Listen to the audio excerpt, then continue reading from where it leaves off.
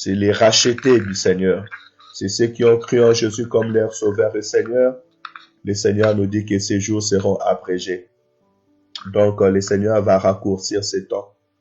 Voilà pourquoi nous prions que le Seigneur puisse abréger ces jours de confinement, que le Seigneur puisse arrêter la propagation de cette maladie, que le Seigneur rende nos anticorps plus forts, plus efficaces pour résister à cette virus.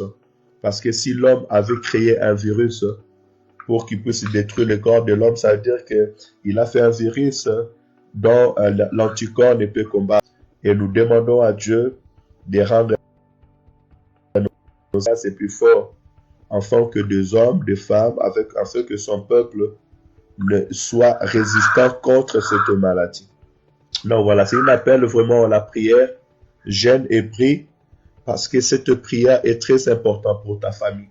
La prière est très importante pour ta maison. Ta prière peut sauver ta famille. Père, ta mère, elle va sauver l'église. Elle va sauver des milliers de vies. Si tu te lèves et tu es en train de prier. Je veux dire par là que la vie de ta famille, la vie de l'église, de ton frère, de ta soeur, la vie de ton pays dépend de ta prière. Parce que c'est le moment où l'église doit s'élever afin que la prophétie de la parole puisse se réaliser à cause de l'église, à cause de ta prière. Dieu va abréger ces jours de tristesse. Nous allons lire Actes chapitre 4, à partir du verset 23 jusqu'au verset 30. Je lis la parole au nom du Seigneur Jésus-Christ. Actes chapitre 4, verset 23. Après avoir été relâchés, ils allèrent vers le leur et rencontrèrent tout ce que les principaux sacrificateurs et les anciens leur avaient dit. Lorsqu'ils l'eurent entendu, ils élevèrent à Dieu la voix tous ensemble et dirent, Seigneur, toi qui as fait le ciel, la terre, la mer et tout ce qui s'y trouve, c'est toi qui as dit par le Saint-Esprit, par la bouche de notre Père, ton serviteur David, pourquoi ces tumultes parmi les nations et ces vaines pensées parmi le peuple?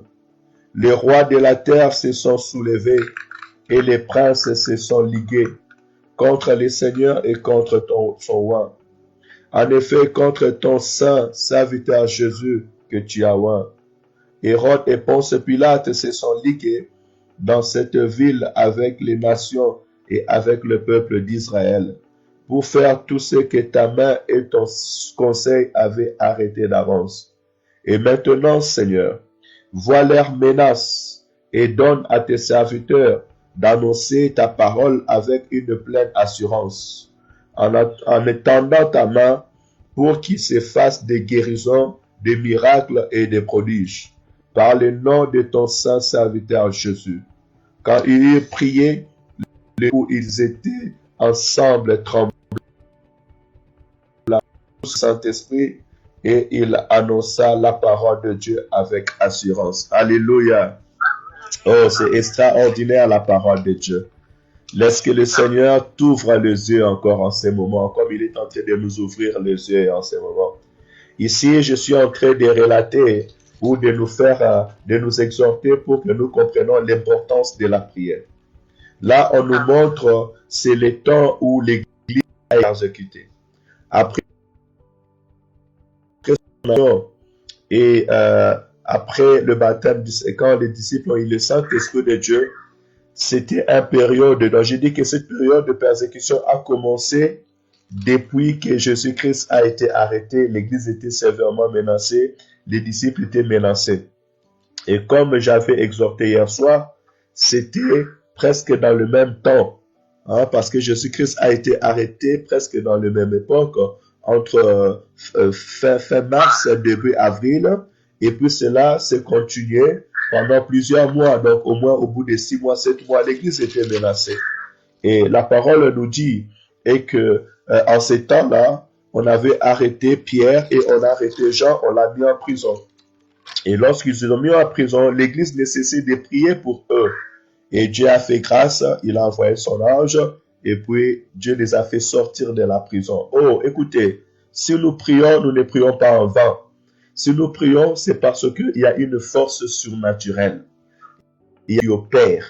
Jésus-Christ a été élevé au-dessus de toute autorité, au-dessus de tout royaume, au-dessus de toute puissance. Et nous avons avec nous les anges de Dieu. Nous avons avec nous le ciel pour autorité et puissance. Ce que l'homme ne peut pas faire, le ciel peut le faire. Ce que la main de l'homme ne peut pas faire, notre Dieu peut le faire.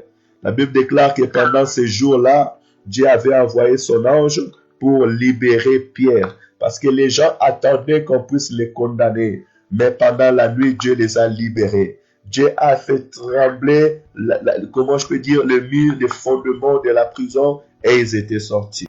Et lorsqu'ils sont sortis, c'est là où je viens maintenant dire. Alléluia. Pourquoi? Parce qu'en ce moment, l'église primitive était aussi cachée dans les maisons. Ce n'est pas la première fois que l'église se retrouve dans des maisons. Ce n'est pas la première fois que des hommes se retrouvent dans des maisons cachées à cause de la persécution.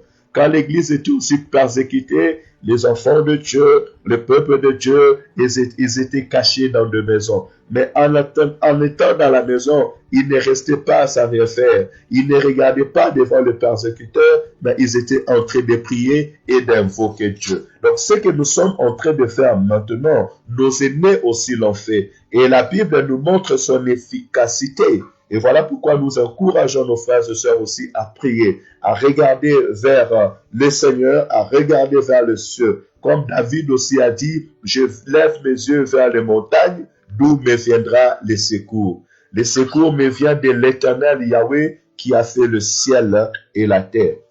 Alors, qu'est-ce qui va arriver? En ce moment, les disciples vont commencer à parler et quand les disciples vont commencer à parler, ils ont rencontré tout ce qui leur était arrivé parce que les principaux sacrificateurs et les anciens du pays un combat plus grand encore qu'aujourd'hui. Lorsque le monde nous prive de nous rassembler, c'est bien, c'est un signe de prévention. Mais faisons attention parce que entre-temps, l'œuvre de l'ennemi, c'est pour empêcher les enfants de Dieu de se réunir, c'est pour empêcher les enfants de Dieu de glorifier leur Dieu tranquillement. Et le monde, le païen et l'ennemi se lève et dit, mais où est votre Dieu? Où est l'Église? Alléluia. Mais l'Éternel est fidèle. Je ne vais pas trop entrer dans cette piste, mais ce que je veux dire par là, ce qui est très important. La parole déclare au verset 4, lorsqu'il eut entendu, ils élevèrent à Dieu la voix tous ensemble. C'est ça qui est très important. Lorsque nous voyons que cette pandémie cherche à avancer, lorsque nous voyons que les gens sont malades et qu'il y a plusieurs morts, lorsque on dit que ces maladies étaient en train de se propager, parce que quand je prie, j'ai confiance que Dieu arrête la écoute, que ces maladies étaient en train de se propager. Quelle est notre attitude? Mon frère, quelle est ton attitude maintenant? Quelle est ton attitude à cet instant pendant ces choses? Quand tu vois ton frère ou ta sœur être malade, quand les gens sont dans le panique, quand le BFM TV continue à circuler des chiffres. Moi, j'ai remarqué quelque chose sur la télé. Je voyais qu'il y a des chiffres. Oh, ça fait 20, 200, 300, 1000. Vous voyez seulement des chiffres pour donner le panique. Petit à petit, ils donnent des paniques aux gens. Et entre-temps, les gens continuent à mourir. Le médecin commence à se disputer entre eux, entre ceux qui acceptent qu'on puisse donner des chloroquines et entre ceux qui disent non, attendez, on va faire encore des recherches. Mais entre-temps, la panique dans le cœur et dans la vie de personnes. Mais toi, quelle est ton attitude? Église, quelle est ton attitude? Pasteur, quelle est ton attitude? Mon frère, ma sœur, quelle est ton attitude? Mais l'Église nous enseigne une très belle attitude. La parole déclare, ils élevèrent à Dieu la voix tous ensemble. Alléluia. Levons nos voix tous ensemble. C'est le temps de lever la voix. C'est le temps que tous ensemble, toute l'Église maintenant doit lever leur voix auprès de Dieu.